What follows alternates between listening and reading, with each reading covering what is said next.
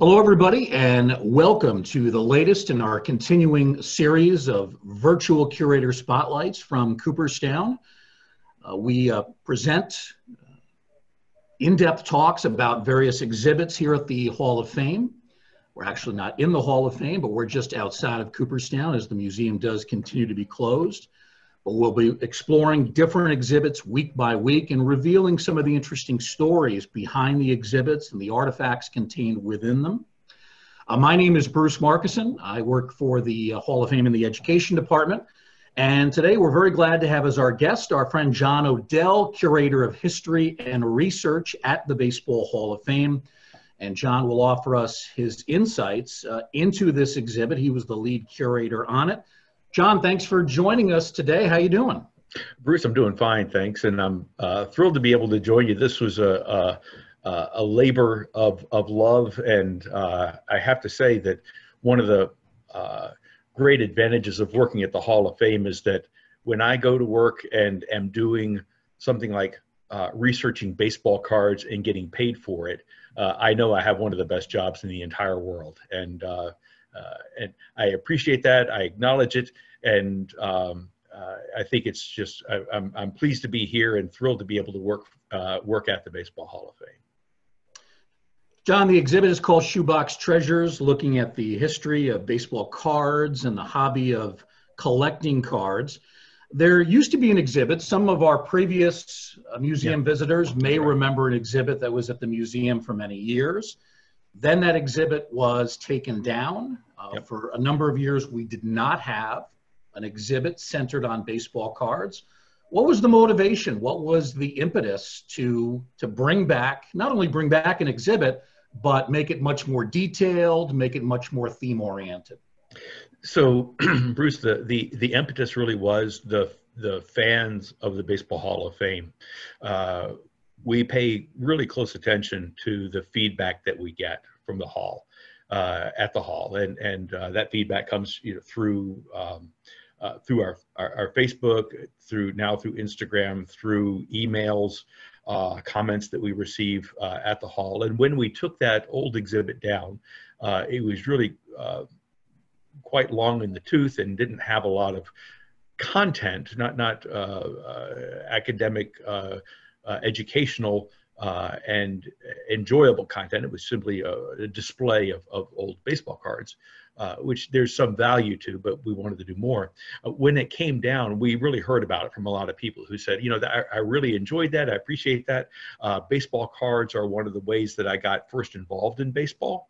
And so we really took that to heart and recognized that, everything at the Hall of Fame is always changing. We're proud of that. We want that to happen. But when we change, we want to change for the better. And in this case, we changed, but the loss was so great that we really felt like we wanted to take it, bring it back, but not bring that very same thing back, but bring back something that was more engaging, more professional, something that more people we thought would be able to appreciate more beyond folks who were just going to look at it for the idea of saying, oh, I had this card or I had that card. And so that was how we decided that we wanted to bring it back, but also take it to the next step. When we began brainstorming, and this is what happens whenever we're doing an exhibit, the curatorial staff, we bring in educational staff, library staff, our PR staff, development. We really cast the net very, very broadly at the hall when we're decided that we want to create a new exhibit. And we realized that what we wanted to do is to make it much more about the fan and the collector and the engagement with the card. That is, rather than simply put cards up on a wall, let's talk a little bit more about why it is that people like baseball cards. What it is that drew people to cards and made some cards favorites for the people. And so we decided that we wanted to talk about, how did they get started? What was a baseball card? How did they develop and grow over time? How did people collect them? And then so that we didn't lose what we had had before, we wanted to make sure that there was at least as many cards on exhibit at the end of this as there had been in the old exhibit. And we've more than doubled the number of cards. We got over 2,000 cards on exhibit now. So that's just, you know, beginning with some of the very first even debatable cards, and then continuing up to today. When people first enter the exhibit, it is up on the 3rd floor of the museum. And when they come in from the Autumn Glory, the World Series exhibit, this is really the first wall they'll see. It's on their immediate left. You can see the Shoebox Treasures sign and logo. And we've got some great blow-ups of some just terrific baseball cards. And we can certainly talk about some of these cards and some of the great players featured here. Yeah, absolutely. So we've got, we wanted to have a big variety of cards here. And so one of the things that we did was look for both different eras and different players, different makers. You see in the very top left, you see Kimbrel, Craig Kimbrel up there. Right next to him is a 1938 Goudy heads-up Frank Demery, which is one of the really interesting cards too. It's an older card. It's one where the face image is fairly normal, but then the rest of the body, and you if you look closely, you can sort of get an impression of this, is a cartoon body. And so and then there's some funny little cartoony things drawn around it, but called the Goudy heads up because it was this head that shows there. Right next to that, Ivan Rodriguez in a Pacific Aurora from 2000. And then right past that is one of those cards that's kind of a modern classic, the Ken Griffey Jr. 1989 Upper Deck, the very first card from the very first year of that set. So then we've got, you know, Willie Mays and Curt Flood, Willie Horton, continuing on down there. Then something called the Imperial Tobacco Company and a ball player named Dick Rudolph. This is a 1912 card. So going way back on that. The next one is one of my favorites also. It's a 2016 Topps Now 57, number 57 is Bartolo Colon hitting his one and only home run, the one it took him about a minute and a half to circle the bases on. Just a terrific story. And one of the things that is new in baseball cards, this Topps Now is the kind of card where when something happens big in baseball, Topps will put out a card for only 24 hours. You can buy it, and then after that, it's gone. So there's a limited edition element to that, which sort of replicates what happened back in the 50s when everybody would buy them and then put them in car spokes or bicycle spokes or trade them and play with them. And then the attrition over years because of being played, so many are gone. Well, that's this kind of thing that they were doing with that. You see Mickey Mantle, Ramon Martinez, Hideo Nomo, obviously Babe Ruth. And then down towards the very bottom, you get a chance to see the Twins Rookie of the Year, Zoilo Rosales, Cookie Rojas, and then Germany Schaefer in the far bottom right. And I know the Cookie Rojas card, I think it's from '68, is a particular favorite of yours. It is. It was actually my first card that I collected. And I say that, and yet, you know, like everybody else, my first card came in a pack. And so clearly there couldn't have been only one card in that pack, but that's the first one that I remember. And I just remember, you know, here's this guy with horn-rimmed glasses with the name Cookie, not knowing that that was a nickname term of endearment down in his native Cuba. And so I thought Cookie and a baseball player who's, you know, looks like somebody I could grow up into. I thought that looked pretty neat. So he's the first one that I remember. So I had to make sure every curator, I think, puts a little something into a museum, into an exhibit that's part of themselves. And so that's one of my little Easter eggs for myself. Yeah. Rojas played every position during his major league career and recently donated a glove that he used at all those different positions in the field. So he's a big part of our Shoebox Treasures exhibit. John, here we have an interesting wall. The headline, "The Cards Your Mother Threw Away." Tell us what's going on here. So you can see this is a set of drawers. They're vertical drawers. They pull out and they're on edge.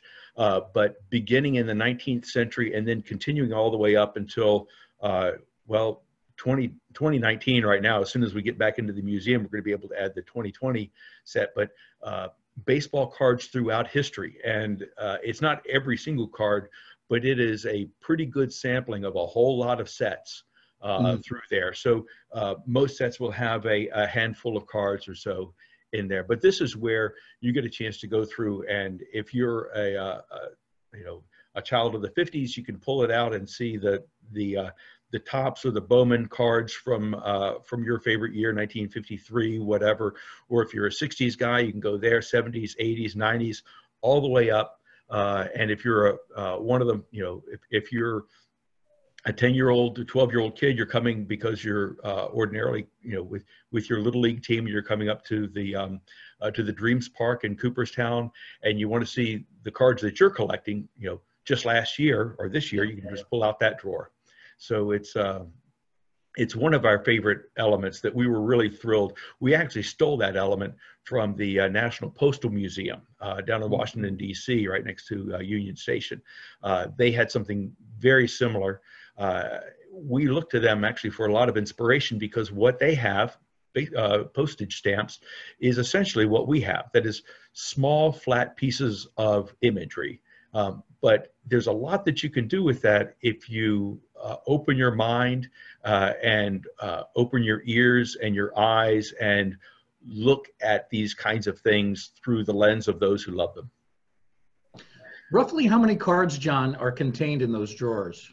So we have about 1,800 cards, 1,800 cards in those drawers. We have another 200 to 300 cards throughout the rest of this particular exhibit. We also have probably in the neighborhood of 60 to 80 cards located in other parts of the museum.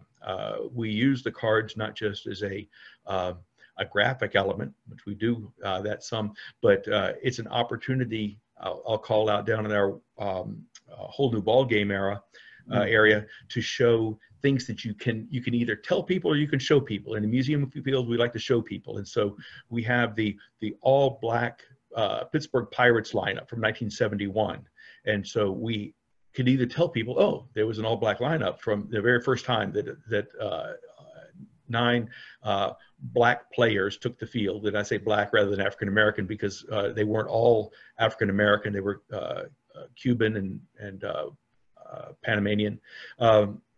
So instead we put the 9 cards. It's like, then we tell people, and then you can look and go, oh, how, that's amazing. Here you go. A lot of change. A lot has actually changed since then too. And so you can compare where we had been before that to where we were in 1971 and to where we are today. Yeah.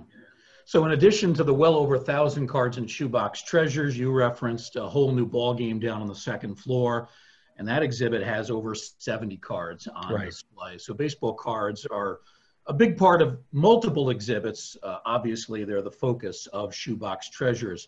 Another image from this exhibit called custom cards. What do you mean by that? What's a custom card? This is, we wanted to have an interactive place where you could take something away with you when you left.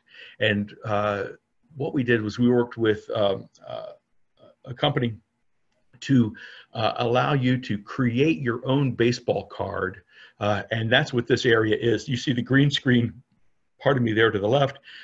This white box that you see on the far right-hand side of your screen is actually a series of directions in a camera.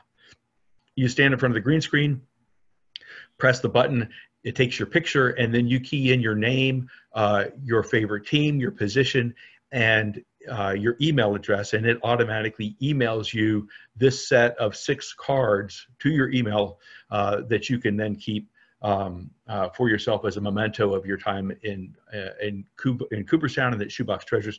There's no fee for that. It's simply a way to remember your time there. And then if you look at these cards, you see that they are from a variety of different eras, going back to the T205s, which were produced at about the same time as the T206s. Surprise, surprise. But that's the one that has in the top right that's got the sort of the diamond shape, all the way up to the most modern cards. So the one image is taken and then superimposed on 6 different backgrounds. I see 75 tops, the multicolored border, 87 tops with the wood frame border. Yeah. Then there's a Ben Wade Brooklyn Dodgers card. I'm not sure what year that is. Yeah, I would have to go back. I think it's a 65 card. Okay. No, no, it couldn't be because it's earlier than that. I would have to go back and check that. I don't recall right now. Okay. And then up top, we see a more modern card in the upper left-hand corner, a picture for the Cincinnati Reds. Yeah. There's a Bob Friend card. I think that might be. That's the 65, right? Yeah. And then you mentioned the tobacco card in the upper right-hand corner. Yeah. So some iconic designs, and those become the framework for the custom cards that people can bring home with them. Yeah, that's right. So all electronic, by the way. It's, you don't. There's nothing printed out, so it's all. That's why we're able to make it for free. Let's look a little bit at the history of baseball cards. Yeah. It's almost impossible to pin down when baseball cards began. There's a debate as to what the first baseball card might have been. So there's a question mark here. The first baseball card, 1869, a company called PECK and SNYDER produced a series of, I believe, 5 cards. Some have called this the first set of baseball cards, the first ever baseball cards. Right. That is disputed. But give us a sense of exactly what PECK and SNYDER, these 2 business partners, were trying to do with these cards. Yeah, so these are PECK and SNYDER. They're from about 1871, and they were a sporting goods company. They issued several different promotional trade cards, is what they were known as at the time. And this is one of the Cincinnati Red Stockings. We also have the New York Mutual Green Stocking Baseball Club card. That's the one that both of them are part of our collection. So on the back, it's a promotion to say, come and get your sporting goods here at PECK and SNYDER's. But they, it was not, when you're thinking about what a baseball card is, and that was we spent a lot of time talking about what a baseball card is in our exhibit. But one of the things that made it a baseball card, we thought, was that the idea was that you were intended to save them and collect them as some sort of a set. And so this didn't really qualify for that. This was just a promotional trade card, just like a business card is today, that you might keep as a reference to the store, but not to be collected as a set necessarily. In any event, retroactively, it has been granted by many the status of first baseball card. But there are a number of cards that are sort of like that different people say, oh, well, this is actually the first baseball card. And it's all, and whatever criteria you choose is perfectly fine. It's your criteria. You get to pick whatever you want. Yeah. So PECK and SNYDER were completely taken by surprise that people actually wanted to keep these and complete the set. The back of the card, we have a cartoon figure. Is that supposed to be Abraham Lincoln? I don't think so. I think it's either PECK or SNYDER, or maybe just a random baseball player. I don't think that it's intended to be Abraham Lincoln. Okay. Well, the beard fooled me then. Yeah. We talk about holy grails of baseball cards, Yes. Cards that are the most desired, the most sought after. This is the card that always comes to mind. Hannes Wagner, 1909 card, issued by the American Tobacco Company. It's known as the T206 Hannes Wagner. That's how it's been categorized.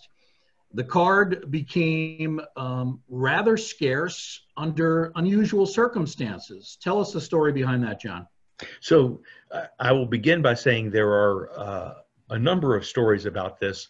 The one that that our research indicates is that Hannes Wagner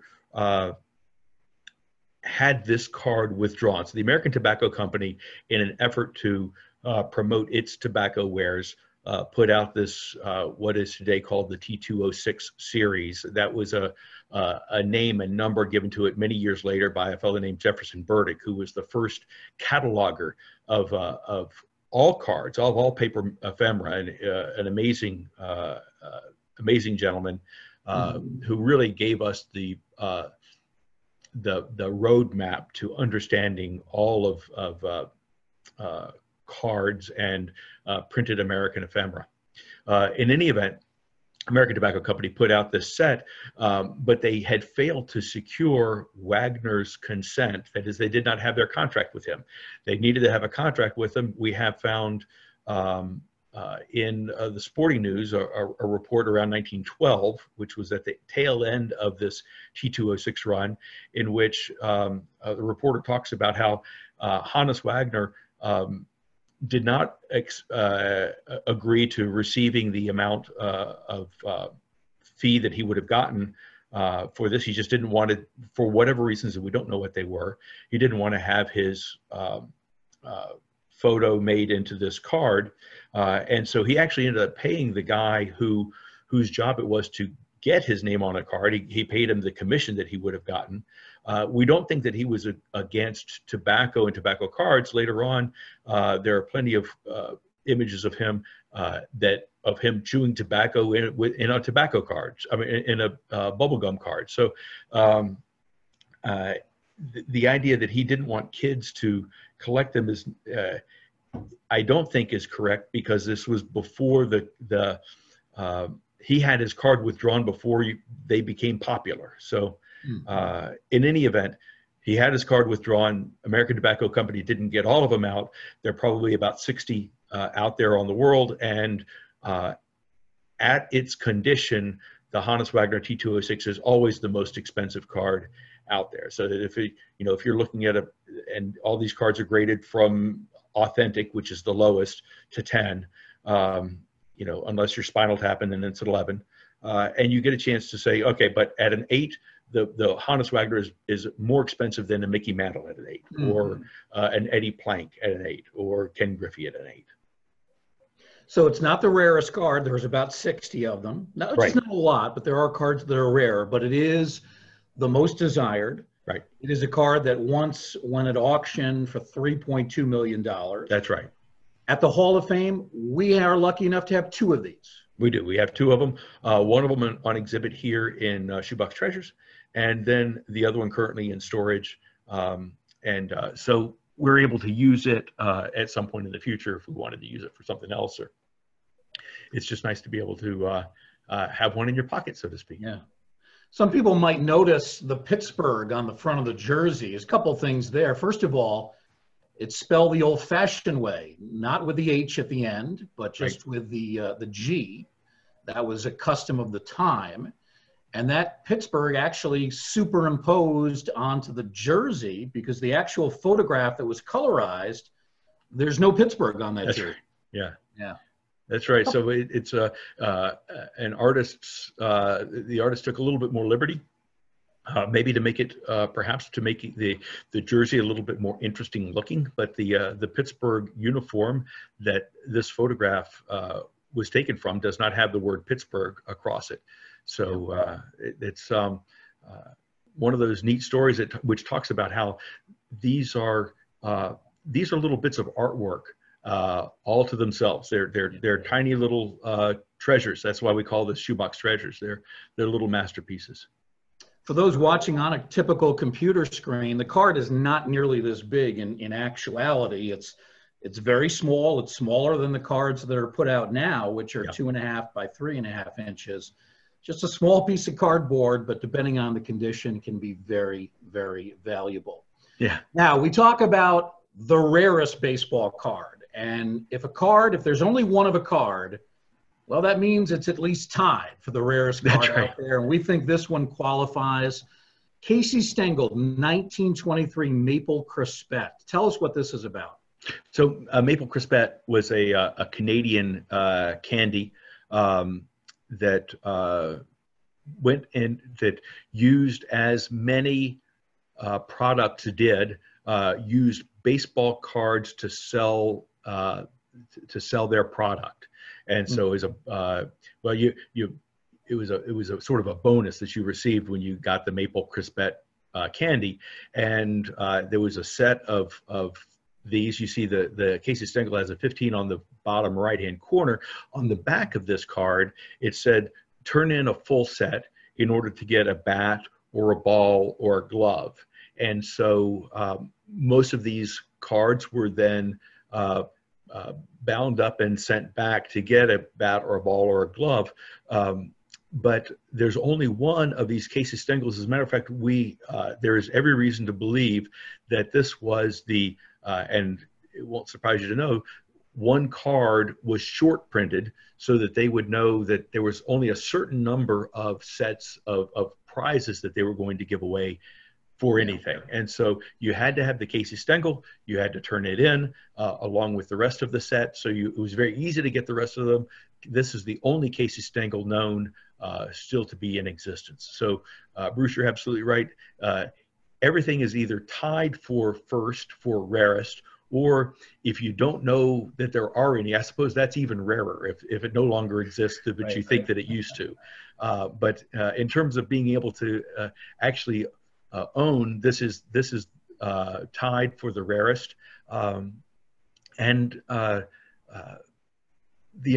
They are making any number now of one of ones today, so that you can actually have the only one of something now. If you spend enough time, effort, and energy buying your Topps cards, you may be able to track one of those down. But that's the rarest thing to be able to get, but not the most expensive. I'm sure a lot of people are wondering, well, who has this card? The Hall of Fame has it. No, the Hall of Fame has it. And one of the things that we like about this card, and to compare it with the Hannes Wagner card, is that it shows, prices set by not just by supply but by demand. And so if you got a supply of one but a low demand, because nobody's ever heard of the 1923 Maple Crispette, it's a holy grail for those who are in the know and that this is what they're seeking. But certainly, by any stretch of the imagination, the Hannes Wagner card is the one that people love. This card put out long before Casey became a Hall of Fame manager. He was an outfielder for the New York Giants, among other teams. Was actually a pretty good player. That tends not to be remembered that well, but of course gained most of his fame as a manager, primarily with the New York Yankees. Speaking of the Yankees, we come to another one of these holy grails among baseball cards, 1952 Topps Mickey Mantle. Now, Topps had attempted to enter the baseball card market in 1951 with its initial set of cards. They were not very well designed. They were not a hit, especially with kids who might have been the primary collecting target. Then in 1952, Cy Berger, who was an executive at Topps, and his chief artist, the head of the artistic department at Topps, Woody Gelman, they went to work on redesigning a set of cards, and they came up with something that was much more visually appealing. And among the 52s, this is the most desirable, Mickey Mantle. Why the Mantle? Well, pardon me, I think a couple of things. One is that 51 was his rookie year. 52, he was establishing himself as a worthy successor to the great Joe DiMaggio. Certainly terrific power from both sides of the plate.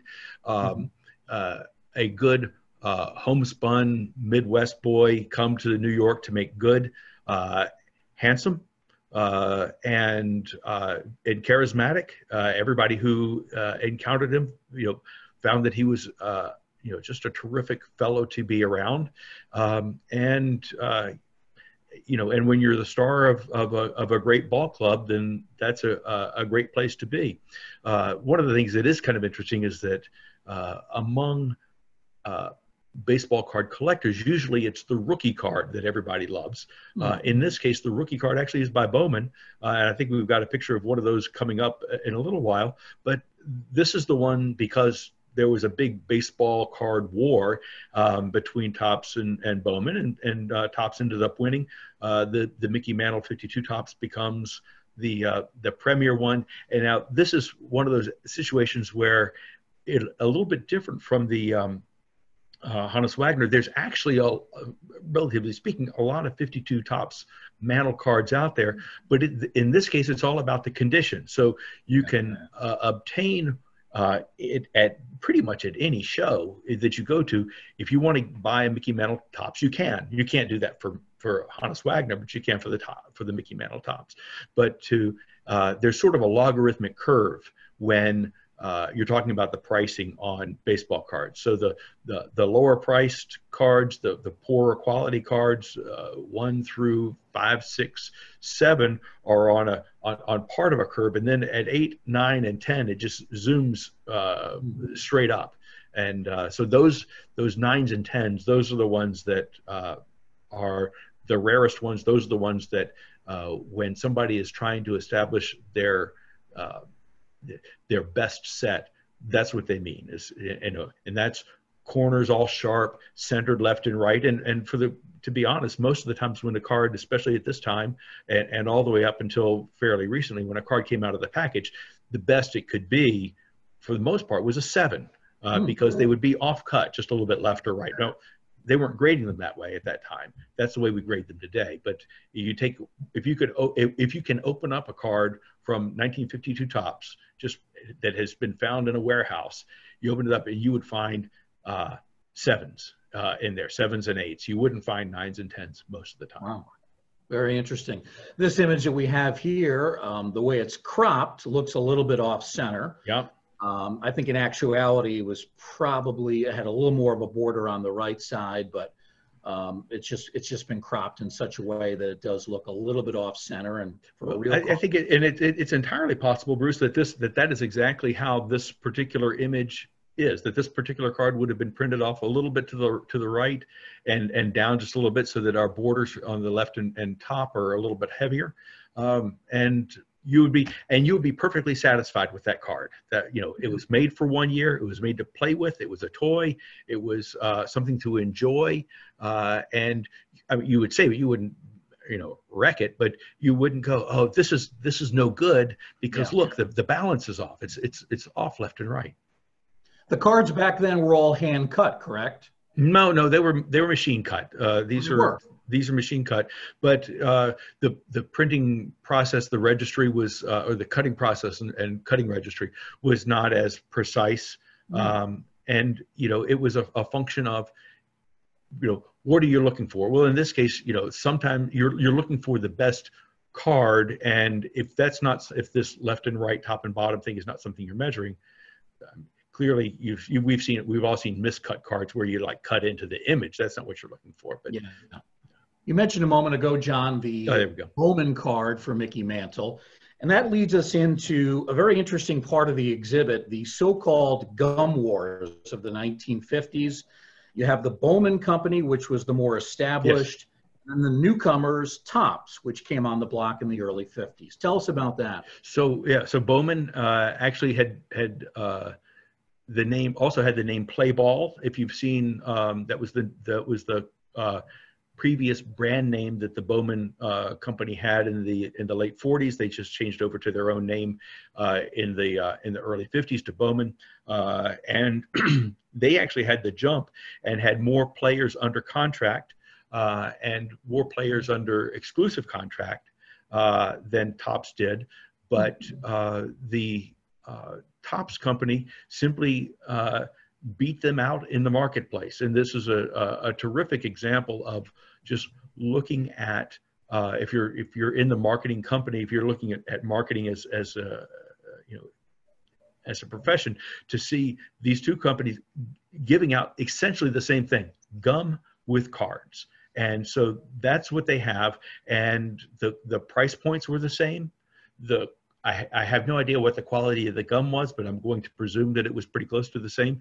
But the difference between them was the presentation of the card on the front, the presentation of the card on the back. Topps with 1952 not only came up with, this was the card is actually larger than the Bowman card by almost a quarter. And on the back, it features something that Topps invented, and it was that grid back that has the table of stats.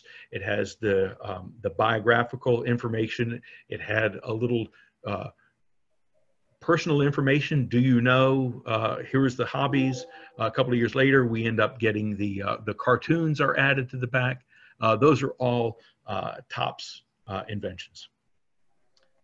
The gum to me is fascinating. Here is a couple of images: bazooka bubble gum, maybe the outside of a container, and then we see the actual stick of gum. No offense to the bazooka people, but not the most delicious gum that I've ever had. No.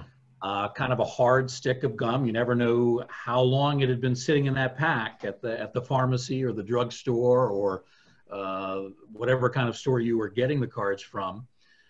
We actually have a stick of gum in this exhibit, which to me is fascinating. Yeah, we've got a stick of gum. We also have one of the cards that has the gum residue on the back, which is one of those elements that they stopped putting gum in cards because the gum was damaging the card. Now that's a 180-degree turnaround, because it used to be that you were allegedly buying the gum. These were both gum companies, by the way. Bazooka was a gum company, and Topps and Bazooka is the same company. It's the same corporation. Bowman was a gum company, and they were using the cards to promote the sale of their gum.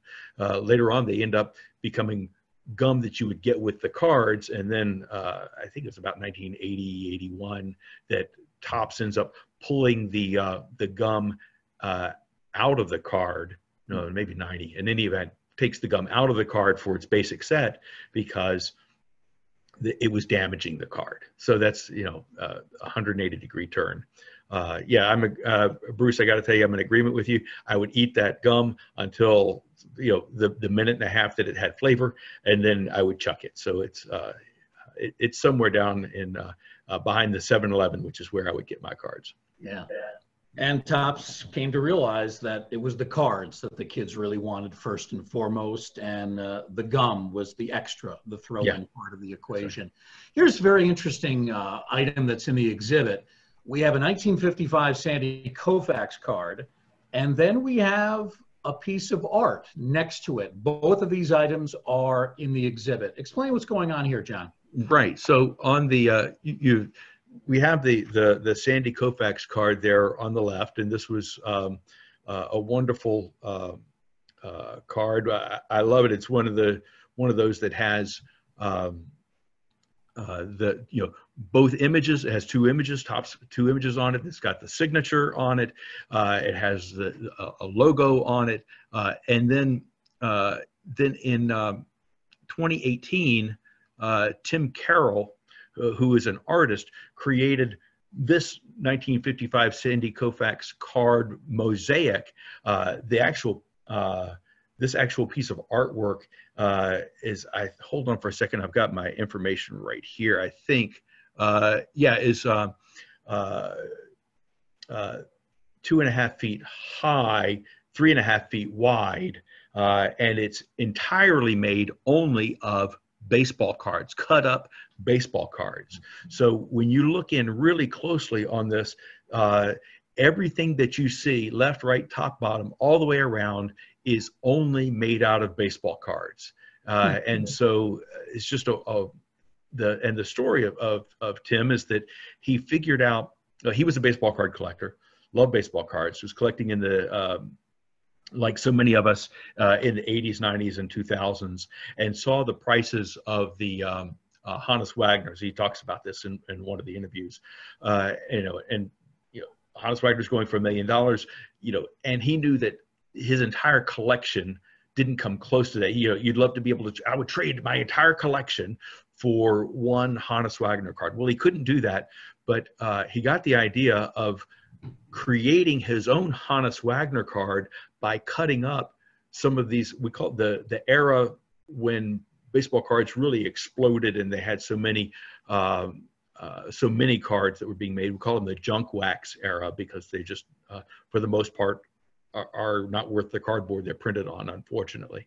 But he created something that was worth something, and that something was an oversized mosaic of Hannes Wagner's T206 baseball card, which he then sold as like, oh, this is my new niche. And so Tim Carroll is also interesting because this, for instance, is the only 1955 top Sandy KOUFAX that he'll do.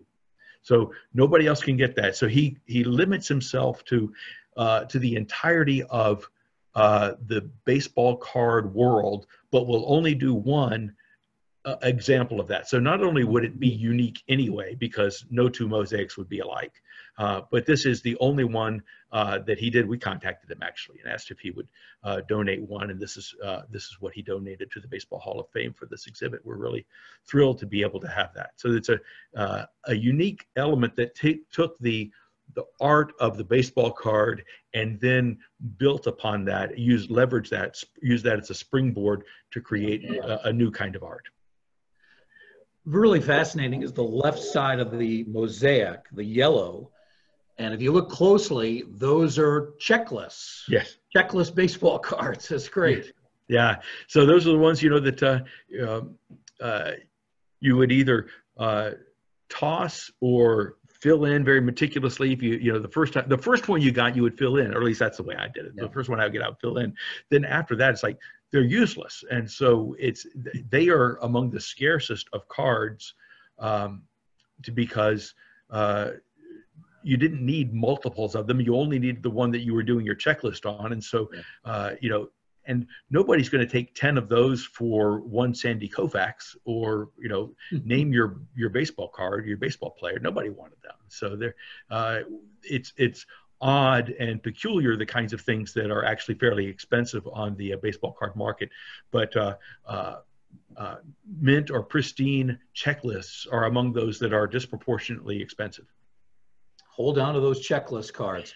Who knows? We think of baseball cards today as collectibles, but that was not really the case. Back in the 50s, the 60s, even in the early 70s, a lot of young baseball card collectors, they did this. They put the cards in the bicycle spokes. Yeah, cards in the baseball cards were valuable to the extent that they were something that you could have fun with. And so there were a lot of ways to have fun with them. You could trade them with your friends. You could memorize the stats on the back. For a lot of people, they were the first color images of their favorite ball players that they ever saw. Remember, this was a time when even Sports Illustrated was in black and white. Nobody had color TVs. Newspapers then and mostly today were black and white, and so these were the first color images that you had. So you could really pore over them. They were the only places you could have stats. There was no internet. There was no baseball encyclopedia. There was no Total Baseball. This is where the stats were. It was right here on your card. So this was the only place you could get a color image. The only places you could get stats. That's why that's some of the value that these cards had, and so. But then once you got through your, having your set and trading them away and getting, you would always end up with extras. And how do you have fun with them? Well, you could flip cards, so that you could gather more cards, but then creating your own motorcycle by clothespinning some cards to the bike. I know I did that. I was taught that by my dad. And so had my own little spider bike Harley Davidson that I would drive around the neighborhood on. Wow. Interesting, too, that the exhibit we have reflects that. There is a bicycle that is in the exhibit case. Tell us what people can do with that. Yeah, so if you look down in the bottom left-hand corner, you can see there's a pedal there. We've actually added a hand crank to it, and you can hand crank that, and there are baseball cards clothespinned to the back of it, and so you can make your own motorcycle noise just like back in the 50s and 60s and 70s. And so this is an old vintage bike, and actually it's a new vintage bike, but there we go. And then baseball cards clipped to it to illustrate, demonstrate that baseball cards are for fun, and however you decide to have fun with them, whether it's just to look at them through your notebook or to do something else with them, that you were in charge of your own fun, and you could decide how you wanted to do that. John, is this the only bicycle in the Hall of Fame collection? Yes, it is, and it's. I'll also say it's not actually in the collection; it's a prop. So we didn't accession it, and we would be able to repurpose it for anything else. But now, if we were ever to get a like a Pee Wee Reese, I think, and maybe Phil Rizzuto both were promotional for roll fast bicycles. I've seen those ads, and we got one of those. We might add one of those to the collection, but this one's not in the collection. One last question that I'd like to ask you, John, before we take some questions from our viewers. Right in the middle of this photograph from our exhibit, there's a machine. It's red, 3 cards for 25 cents. Explain exactly what this is. Yeah, it's a coin-operated vending machine that were around in a variety of places, a lot of metropolitan areas, and going into and out of grocery stores, that kind of thing. And so you could put your quarter in and lever in, lever out, and then 3 loose baseball cards would come out with it. And these were around even into the 1970s. And we have this one set up for 1971. We've seen them as much earlier. You could also buy for a penny, get 1 card and a piece of gum out of some of the older ones from the 1950s. And as a matter of fact, we've been donated one of those machines, and that will be a change that will be coming up probably in 2020, where we'll get a chance. This is on loan, and we'll be returning that to the lender, and a chance to replace that one with the new one that has been donated to us. 3 cards for 25 cents, 1971 tops. If you get them in near mint condition today, it probably costs you a lot more than that.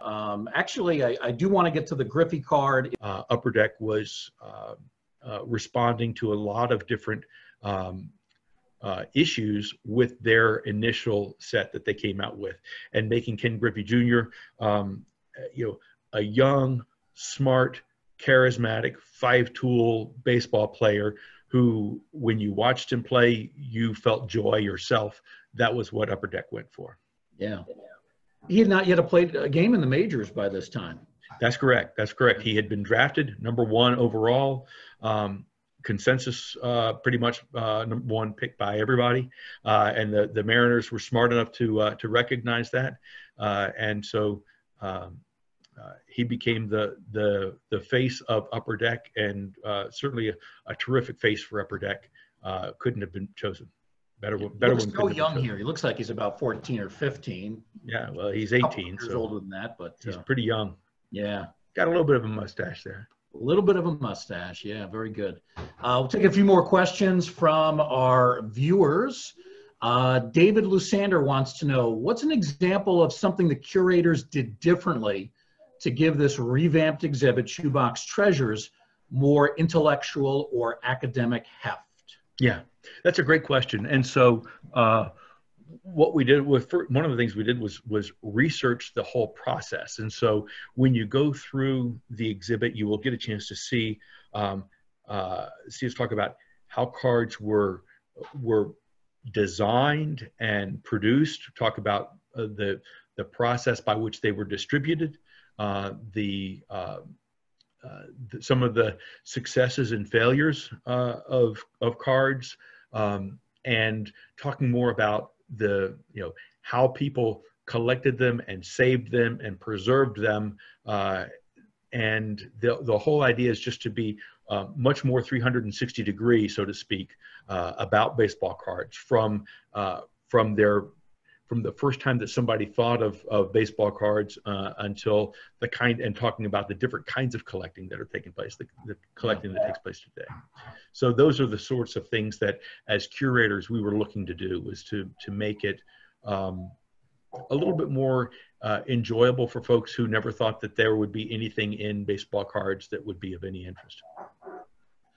We have a fan, Nathan, wants to know, why are baseball cards referred to as shoebox treasures? So the shoebox part is because that's where a lot of people stored their cards.